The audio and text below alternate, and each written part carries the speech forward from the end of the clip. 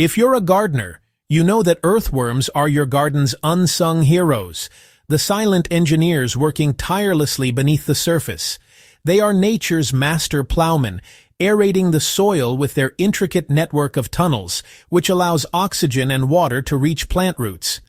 They are also master recyclers, consuming organic matter and transforming it into nutrient-dense castings, what many gardeners call black gold. These castings are packed with essential minerals and beneficial microbes, creating a vibrant, living soil that forms the foundation of a healthy garden. But what happens when these vital partners suddenly vanish? You pull back the mulch in your raised bed, expecting to see a bustling community, but instead, you find it eerily empty. If you've noticed your worms are disappearing, it's a critical signal that something is fundamentally wrong in their environment. The reason might be hiding in plain sight, within the very amendments you're adding to your garden. While our intentions are good, certain things we commonly add to our soil can inadvertently create a toxic, inhospitable environment that drives worms away, or worse. Let's uncover the common culprits. First up, acidic materials. Many of us have heard that coffee grounds and citrus peels are great for the garden, and in moderation, they can be. However, adding them in large quantities directly to your beds can drastically lower the soil's pH, making it highly acidic.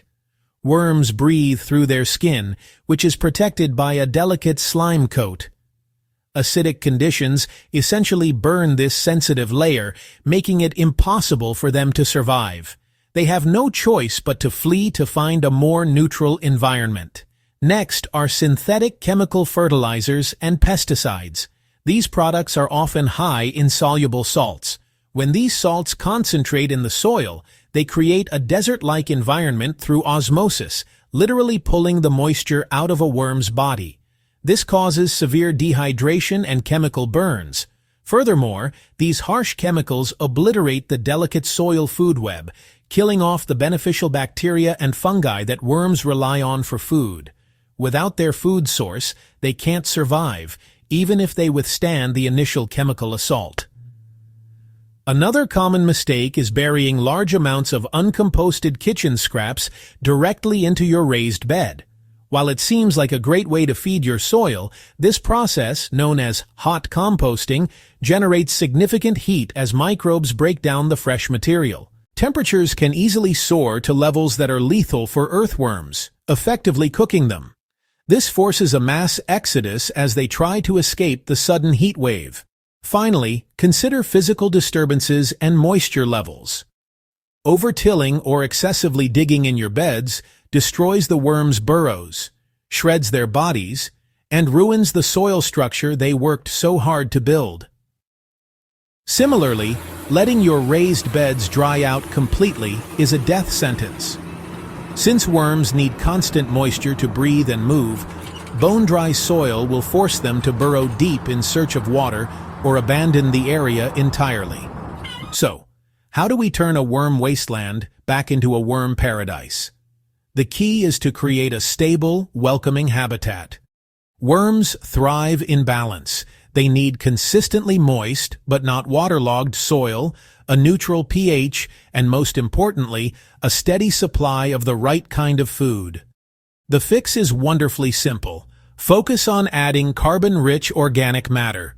Instead of fresh scraps, feed your soil with browns. This includes materials like shredded leaves, aged wood chips, straw, and even torn-up cardboard. These materials break down slowly, providing a long-term, stable food source. They also act as a protective mulch, helping to retain soil moisture and regulate temperature, shielding your worms from extreme heat and cold. And the ultimate superfood for your soil? Finished compost. Unlike fresh scraps, fully matured compost is pH neutral, teeming with beneficial microbes, and its nutrients are stable and readily available. Applying a 1 to 2 inch layer on top of your soil once or twice a year is the single best way to feed your worms and build incredible soil structure. You don't even need to dig it in. The worms will do all the work for you. pulling the organic matter down into the soil. When you create these ideal conditions, the worms will not only stay, but they will multiply. Their presence is the ultimate litmus test for soil health. Healthy worms mean healthy soil, and healthy soil is the foundation for growing vibrant, nutrient-dense plants. So, listen to your worms. They're telling you a story about your soil. By understanding their needs and working with them, you can transform any garden bed into a thriving, self-sustaining ecosystem.